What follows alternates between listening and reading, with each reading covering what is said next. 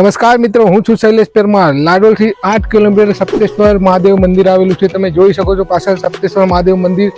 ત્યાં લોકો મરી જાય પછી હરાવા બી અહીંયા આવે છે અને આ બહુ પવિત્ર ધામ છે, પવિત્ર મંદિર છે.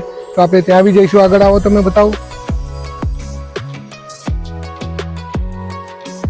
મહાદેવ આવી રહેશે, જે મહાદેવ મંદિર છે. આ પાણી 24 કલાક પાણી આવતું રહે છે. સપ્તેશ્વર મહાદેવ જે શિવલિંગ છે ત્યાં 24 કલાક 24 અવર 365 દિવસ એ શિવલિંગનો સ્નાન કરાવે છે. તમે જોઈ શકો મંદિર.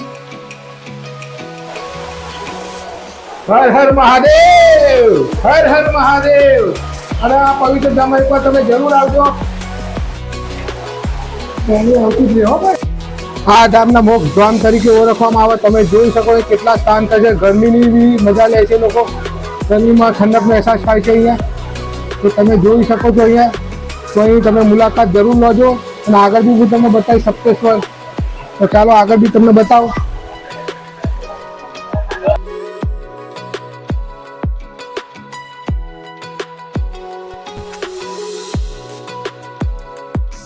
તો મિત્રો, આ મોક્ષની પ્રોપર વિધિ કરવાની આ જગ્યા છે જે ગુજરાત ગવર્મેન્ટે બનાવેલી છે. તો તમે જોઈ શકો છો. અને પાછળ તમે જુઓ કે મોક્ષની વિધિ પછી જે પાછળ જે વિધિ કરવામાં આવે છે નદીમાં, તે સપ્તેશ્વર મહાદેવ કહેવામાં આવે છે. તો ત્યાંની પૂરી પ્રોપર વિધિ પાછળ નદીમાં થાય છે અહીંયા કરીને.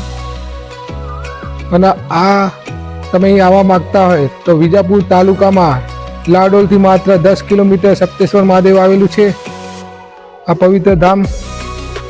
તો આ બહુ વિશાળ ધામ છે, તમે જોઈ શકો છો.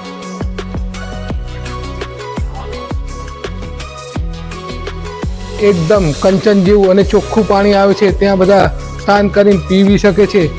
તો પાછળ તમે જોઈ શકો તો બધા સ્નાન કરે છે.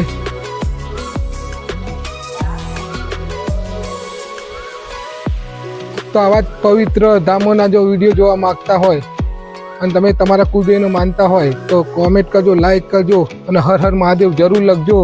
તો આપણે મળીશું નવા વિડીયોમાં, નવી જગ્યાએ અને નવા દર્શન કરાવીશું. તો વિડીયો જોવાનું ભૂલતા નહીં. નેક્સ્ટ હર હર મહાદેવ, હર હર મહાદેવ.